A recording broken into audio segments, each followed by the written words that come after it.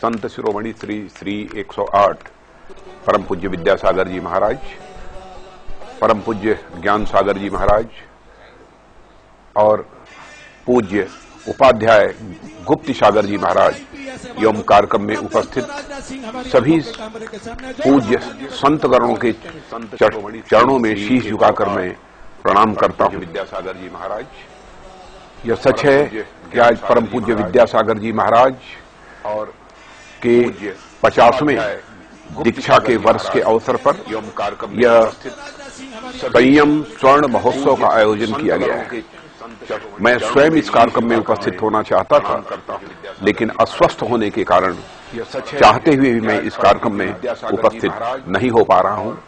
इस अवसर पर जितने भी वहां पर श्रोता उपस्थित हैं, उन सबको मैं अपनी तरफ से हार्दिक शुभकामनाएं देता हूं। जहां तक जैन धर्म का प्रश्न है, मैं प्रारंभ में भी बराबर ये कहता रहा हूं कि यह जैन धर्म एक भारतीय संस्कृति का यह अनमोल रत्न है। कभी कभी लोग इस बात की चर्चा करते हैं कि हिंदू धर्म और जैन धर्म यह दोनों अलग है, लेकिन मैं यह कहता हूं कि यदि हिंदू धर्म ने अहिंसा की अवधारणा को दिया है, तो जैन धर्म ने अहिंसा को चरम सीमा तक ले जाने में अपना महत्वपूर्ण योगदान किया है। जैन धर्म के लिए अहिंसा पथ भी है, पाथेय भी है, ध्येय भी है और लक्ष्य भी है। हिंदू धर्म और जैन धर्म कभी एक दूसरे से अलग नहीं हो सकते। मैं यह मानता हूं कि हिंदू धर्म यदि एक सब्जेक्ट है, एक विषय है, तो यह जैन धर्म अहिंसा के क्षेत्र में यह एक डॉक्टरेट की उपाधि है। इसलिए दोनों कभी एक दूसरे से अलग नहीं हो सकते हैं। जैन धर्म की प्रासंगिकता दिनों दिन बढ़ती जा रही है, इस यथार्थ को भी कोई नकार नहीं सकता है। आज आतंकवाद के संकट से भारत ही नहीं बल्कि सारा विश्व जूझ रहा है। हां, बल का प्रयोग करके, सेना और सुरक्षा कर्मियों का प्रयोग करके आतंकवाद को दबाया तो जा सकता है, लेकिन हम यदि आतंकवाद को जड़मूल से समाप्त करना चाहते हैं, हम चाहते हैं कि आतंकवादी बनने का विचार ही यह मन में पैदा न हो, तो इसके लिए यह प्रेरणा देने का काम यदि कोई धर्म कर सकता है तो यह हमारा जैन धर्म है। मैं मानता हूं कि जैन धर्म की प्रासंगिकता पहले भी थी, जैन धर्म की प्रासंगिकता आज भी है। जैन धर्म केवल एक सामान्य धर्म ही नहीं है, बल्कि भारत की एकता और अखंडता में भी इस धर्म का एक बहुत बड़ा योगदान है।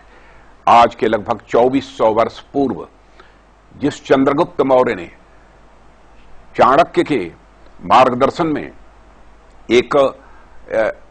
एकीकृत राष्ट्र की अवधारणा दी थी, मैं समझता हूं कि यह बहुत बड़ा योगदान है, क्योंकि सभी जानते हैं कि चंद्रगुप्त मौर्य का राज्याभिषेक भी हुआ था तो वह जैन पद्धति से ही उनका राज्याभिषेक हुआ था।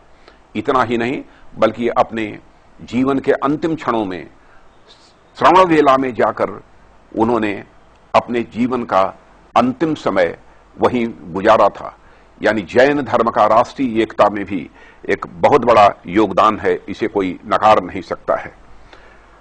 और मैं कहना चाहता हूं कि एक विज्ञान का तत्व भी इस जैन धर्म में विद्यमान है।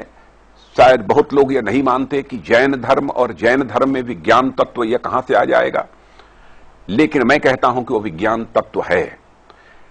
पुद्गल की अवधारणा जैन धर्म की, इससे सभी अच्छी तरह परिचित हैं। और जैन धर्म की यह अवधारणा है कि एक कणों के समायोजन से ही यह पूरा ब्रह्मांड बना है, यह पूरी प्रकृति बनी है, और उसी कण को ही हम पुद्गल कहते हैं। और पहले कोई इस पर विश्वास नहीं करता था। लोग यह मानते थे कि वैज्ञानिक दृष्टि से यह कभी सच नहीं हो सकता है, लेकिन 2012 में सर्न लैबोरेटरी जो यूरोप की है, उसने भी इस सच्चाई को स्वीकार किया है। अपने इसी निष्कर्ष पर वह पहुंचे हैं कि पूरे अखिल ब्रह्मांड की, पूरे प्रकृति की जो रचना हुई है, वह छोटे छोटे कणों के समायोजन से ही पूरे ब्रह्मांड की रचना हुई है। यानी वह छोटा कण कौन क्या है? वही छोटा घण जिसे हम पुद्गल कहकर पुकारते हैं।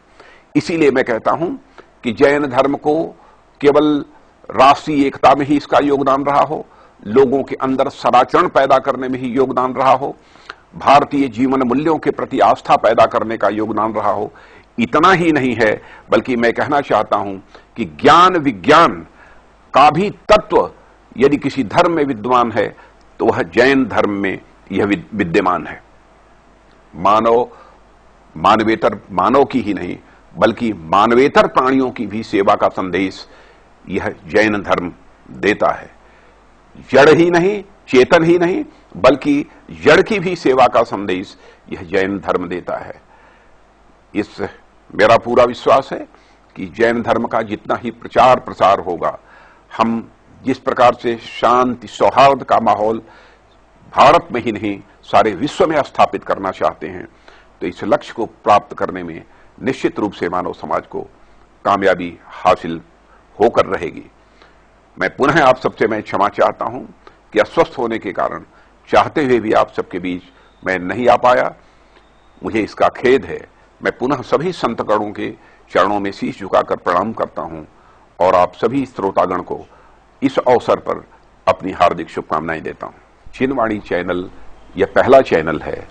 मैं इस जिनवाणी चैनल की प्रगति और इसके योगदान के लिए अपनी हार्दिक शुभकामनाएं देता हूं।